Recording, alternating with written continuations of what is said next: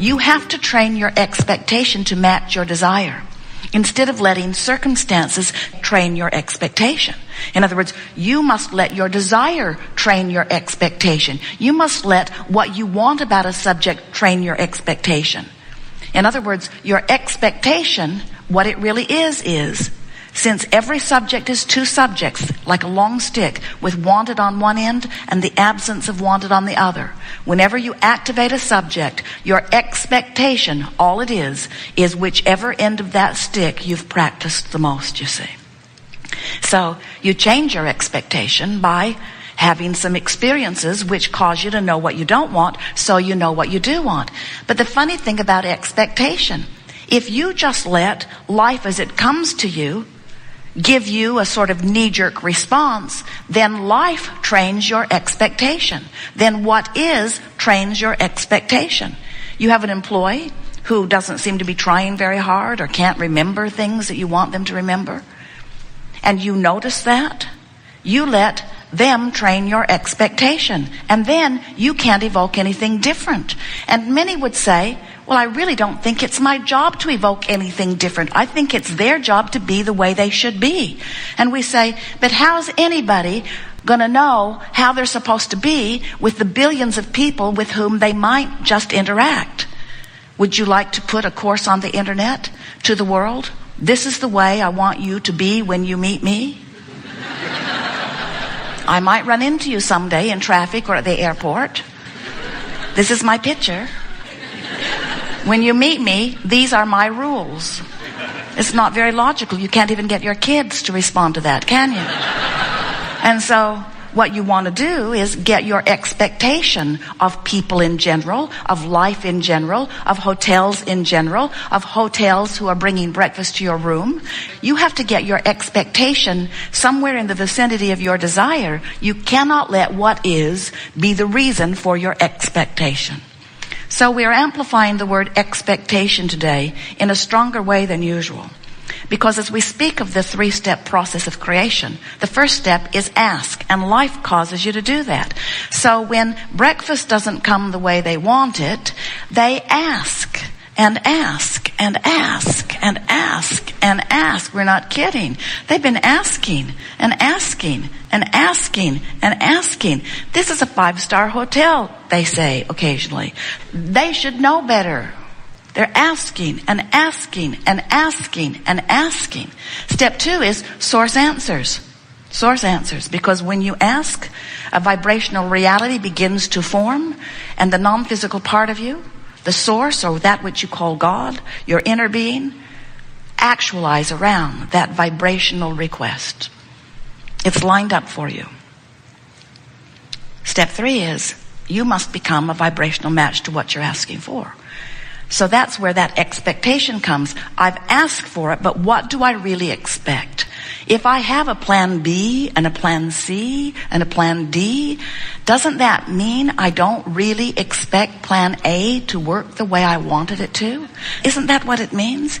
If I'm always saving for a rainy day, if I'm looking for trouble and trying to prevent it, if I'm looking out ahead in order to...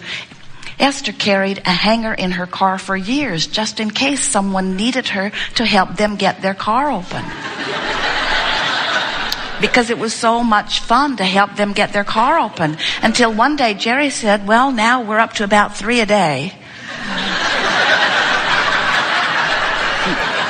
You might want to leave that hanger home.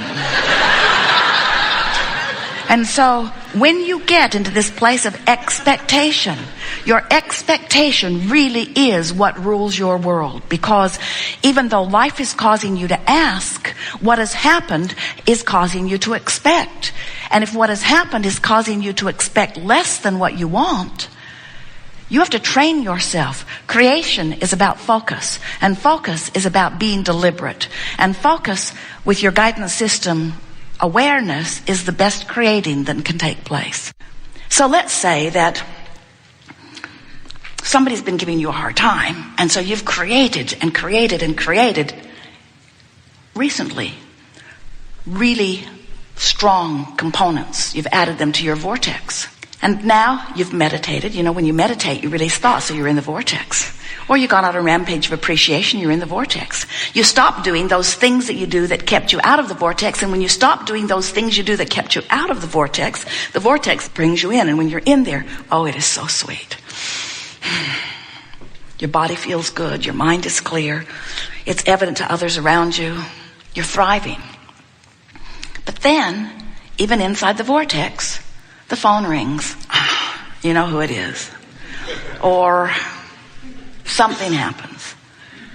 And as you give your attention to this subject that is of a different vibrational frequency than the vortex spits you out.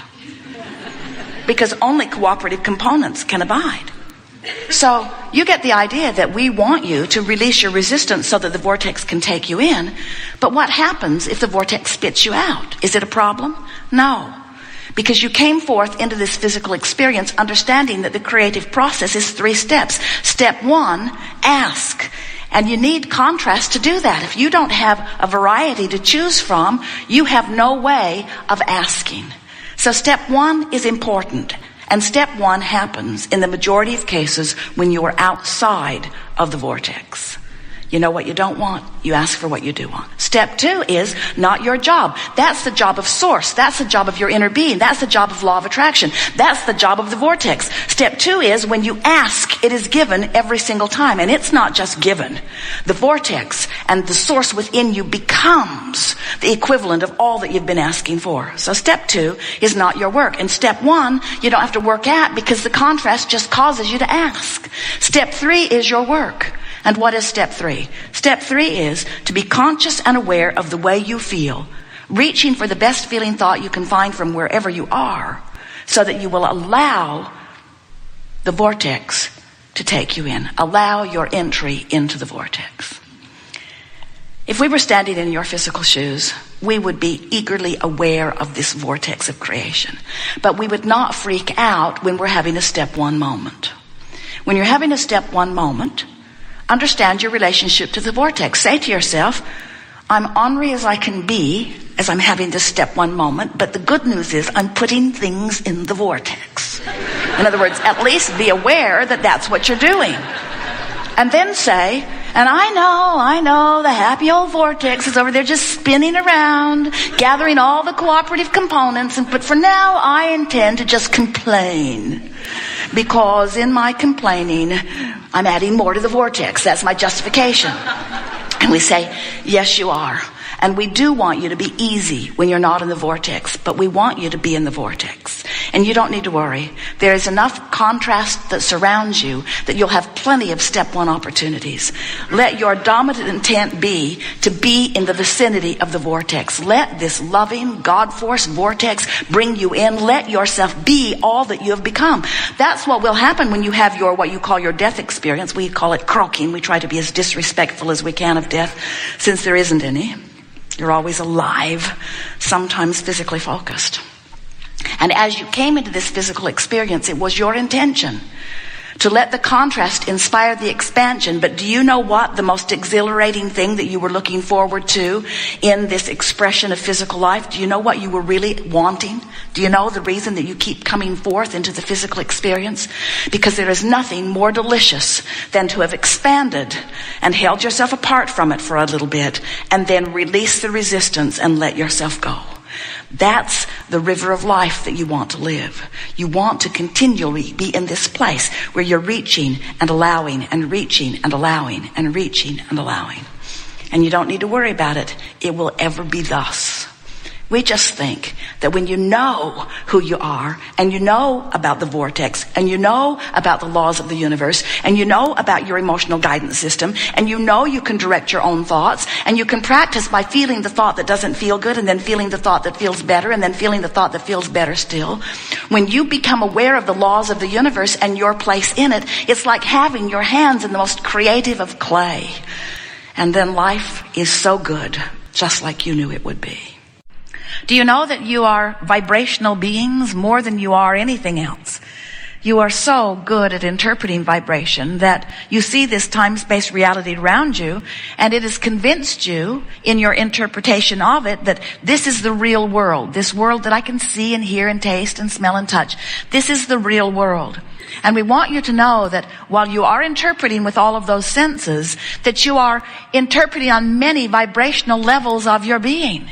Vibrations abound all around you, and you are the attractor of the vibrations that abound.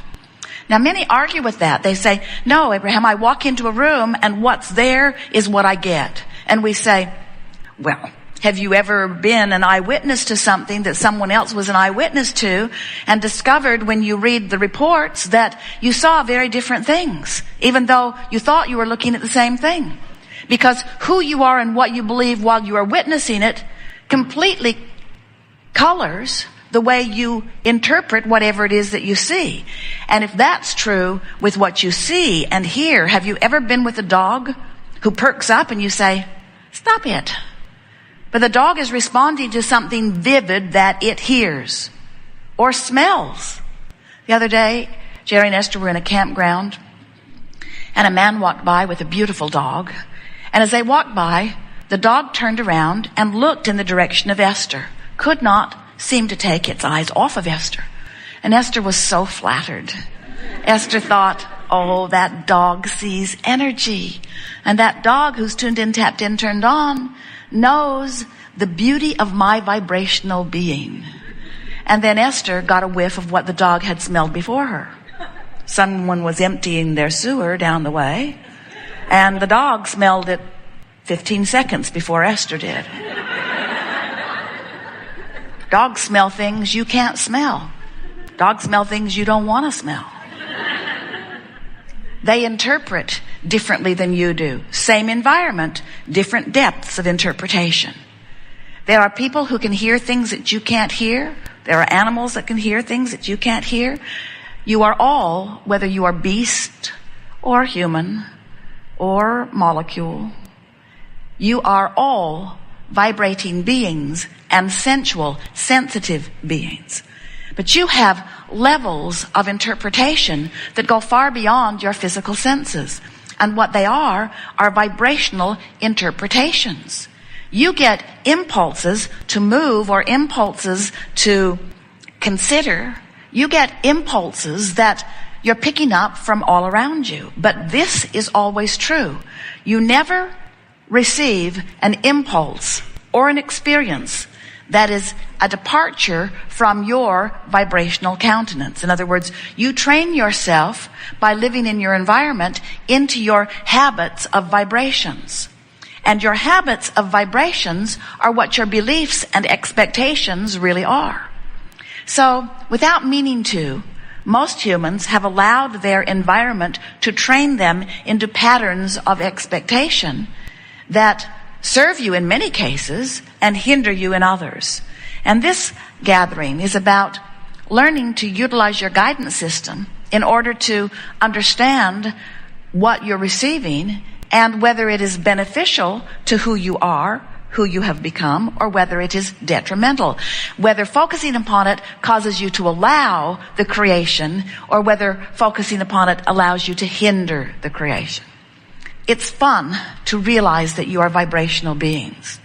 But before being a vibrational being in your physical body can be very meaningful to you, you have to understand that this physical part that you know as you, that all of your friends have identified through your countenance and your personality, is but a very small part of who you really are.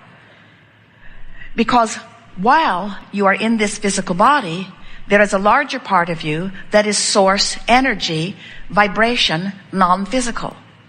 And that part of you, man has been calling it soul. Sometimes man calls it source or God. But that non-physical part of you is by far and away the larger, dominant part of you. And that part of you knows your well-being. That part of you has been accumulating since the beginning of your existence, and that's so far back we couldn't even begin to define that for you. Since the beginning of your existence, that part of you has been garnering and gathering and focusing upon the very best that your life experience has been able to hone out. In other words, This source energy is a vibrational vortex of well-being that defies physical human description. We just can't give it words, but sometimes your physical senses feel it, and you recognize it as love or appreciation or joy. Those moments of exhilaration